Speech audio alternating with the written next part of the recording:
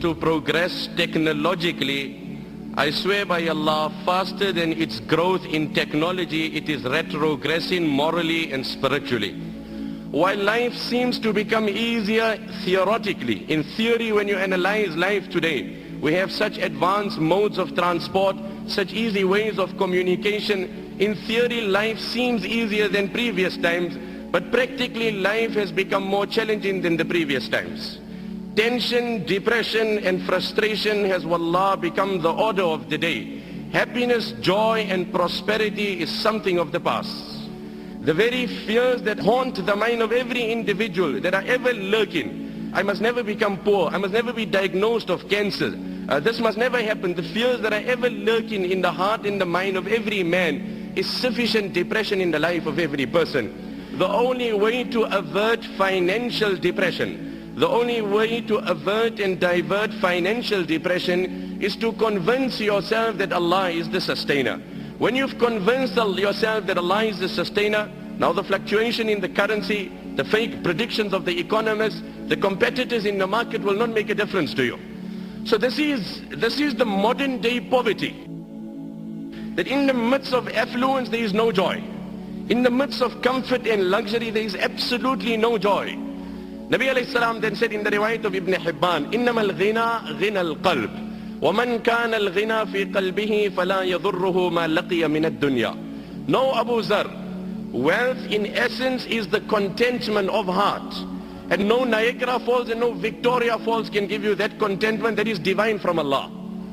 وَمَنْ كَانَ الْغِنَى فِي قَلْبِهِ. The one who has contentment in his heart, فَلَا يَضُرُّهُ مَا لَقِيَ مِنَ الدُّنْيَا. Then no amount of calamities and tragedies will harm this man, will depress this man. Nothing in this world will depress this man. Like they say, money can buy a house but not a home. Money can buy you a bed but not sleep. Person can be sleeping, on water bed, as they say. Insomnia is a medical condition that's only growing in the world, deprived of sleep. And on the other hand, there is a beggar, a pauper, sleeping under the tree in mid-traffic. The people are driving, people are busy, engaged, and he's enjoying the divine sleep of Allah in the shade that Allah has provided.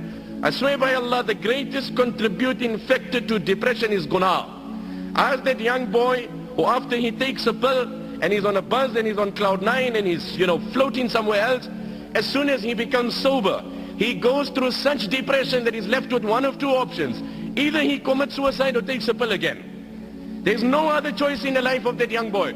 This is nothing. These antidepressant tablets, that is escapism. You are hiding the reality.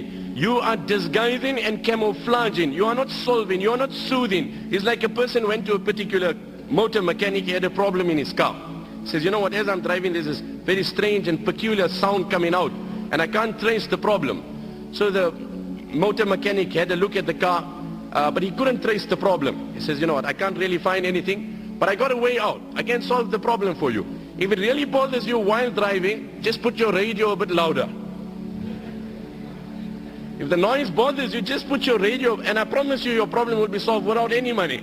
I swear by Allah, that is antidepressant tablets. You have solved no problem. You have only camouflaged it, you've disguised it. The problem remains. Become sober and it's worse than what it was. Like they say, having Allah on your side does not mean sailing on the ocean with no waves. It doesn't mean that. But having Allah on your side means sailing in such a ship which no storm can sink. That is what it means. It doesn't mean you will not have storms. You will have storms, you will have waves. But when you have Allah on your side, no storm will sink that ship. It is contentment. Grab onto it. I swear by Allah, if you have it, you're a king without a throne also.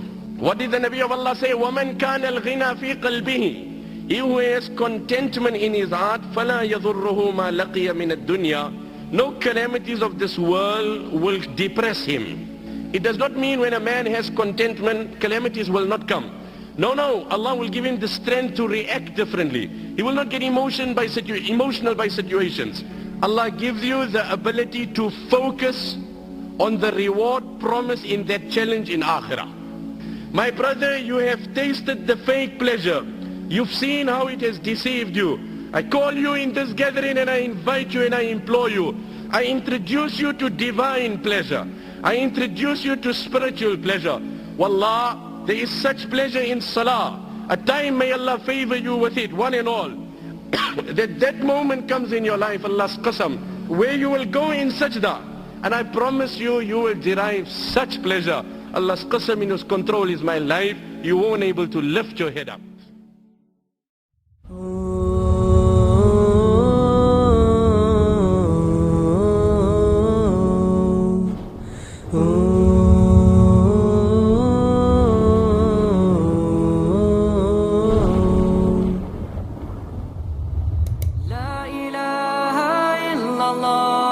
Muhammadun Rasulullah alayhi salatullah wa alihi wal ahibba.